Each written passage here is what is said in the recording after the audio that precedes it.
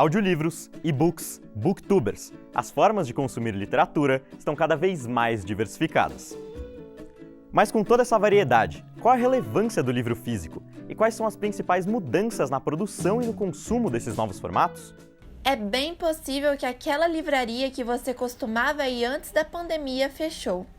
Com uma queda de 1/3 do faturamento, o varejo físico viu a ascensão de outras formas de comprar e consumir literatura.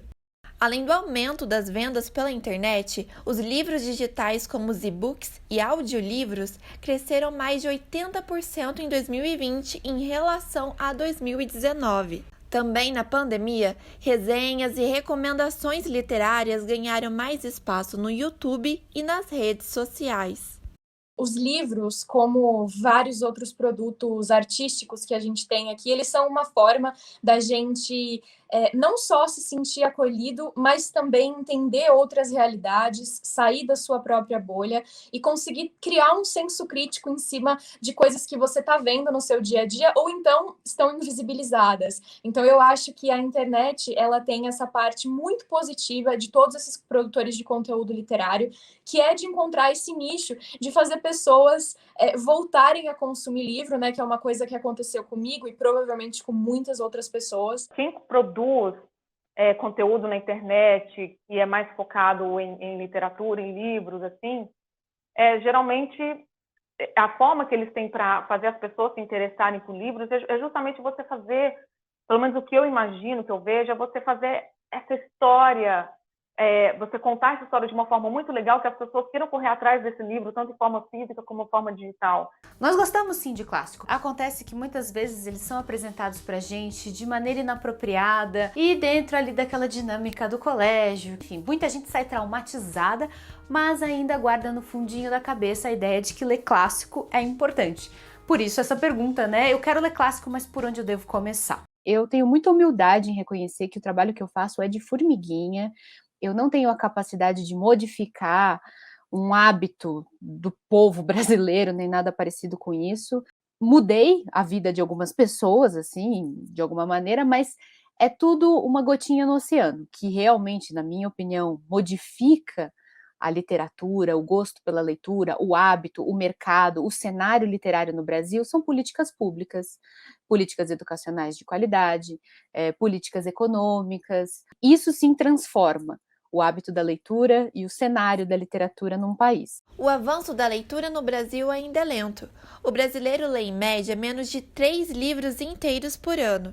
A literatura digital pode ajudar a resolver os problemas da falta de políticas públicas em cultura e educação e da alta taxa de analfabetismo no país. A coisa mais importante, o audiolivro, ele é feito para todos. E é, acima de tudo, para educar um país que tem dificuldade com a leitura. A gente tem uma parceria muito grande com educadores, porque a gente acha que o berço ainda da leitura, da boa leitura, é o educador. A gente tem parceria com bibliotecas pelo Brasil inteiro, junto com treinamento de falar com a bibliotecária, olha, a gente tem aqui o livro físico, o e-book e também o audiolivro, né? E o audiolivro, ele é convidativo.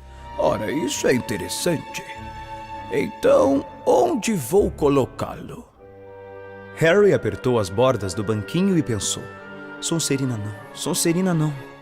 Um Kindle, ele é um aparelho eletrônico que tem um preço caro, né? Não é uma coisa que, eventualmente, qualquer pessoa poderia ir ter um Kindle em casa, enfim. Se a gente conseguisse fazer com que mais pessoas, eventualmente, tivessem Kindles, talvez isso fosse uma iniciativa, assim, de escolas estaduais, municipais, enfim. Eu acho que, eventualmente, poderia aumentar, assim, o consumo de literatura, porque o e-book em si, ele é muito barato, né? Então, ele é uma coisa que facilita muito. O lançamento dos e-books trouxe facilidades não apenas para os consumidores. Os autores independentes também são beneficiados pelo baixo custo dos livros digitais. O livro que eu escrevi, Doces Bacon Diamante, eu decidi publicá-los em forma, né, de e-book, justamente por conta que a Amazon ela oferece essa plataforma para novos autores para poder publicar os seus livros de forma gratuita, porque é muito difícil para um autor iniciante entrar no mercado normal de, vamos dizer assim, de livros. Essa plataforma que a Amazon oferece para novos autores, ela vem assim É tipo um abraço para os autores, né, iniciantes, né? Tem muitos ali que dão certo, tem muitos ali que vendem bastante livros ali, entendeu? Que viram até vamos dizer, um best-seller ali pela Amazon, né?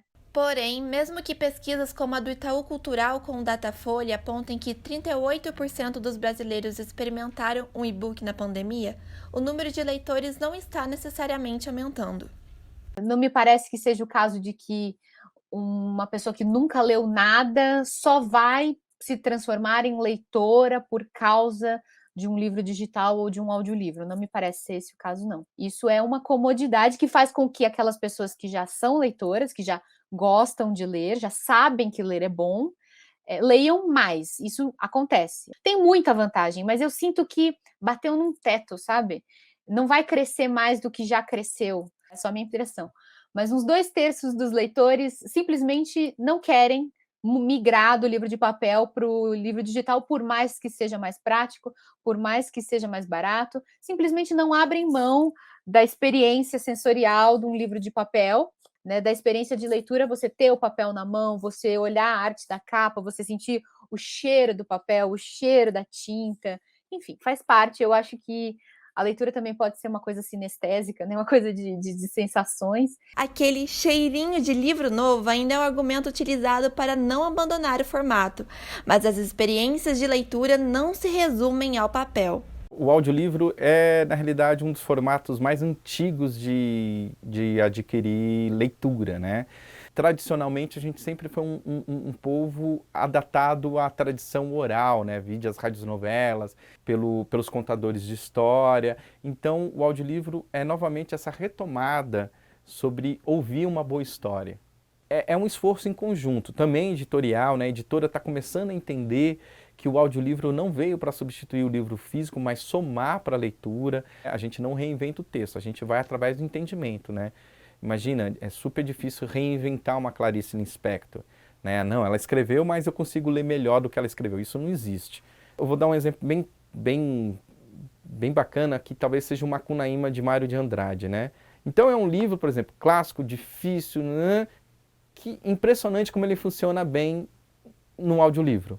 É feito para narrar, assim como Guimarães, a gente está fazendo Edgar Allan Poe agora. Um bom livro, um bom título, um bem escrito, e transita muito bem entre a leitura e a narração, entre a leitura, a sua leitura pessoal e o audiolivro que você possa escutar. Os mais velhos sempre vão dizer que essa juventude que está aí agora está perdida e que são jovens ignorantes que nunca vão abrir um livro na vida deles. Sempre vai ter gente dizendo que os livros vão acabar, que a juventude não gosta de ler, que os livros não têm futuro, e eles sempre vão estar enganados. Sempre vai ter gente querendo ler, sempre vai ter. Isso é uma coisa, infelizmente não é a maioria da população, mas essa parcela existe e ela vai continuar existindo, e eu acho que as novas gerações estão já renovando isso, assim como a minha geração se interessou e a geração dos meus pais e dos meus avós, enfim, isso sempre vai existir.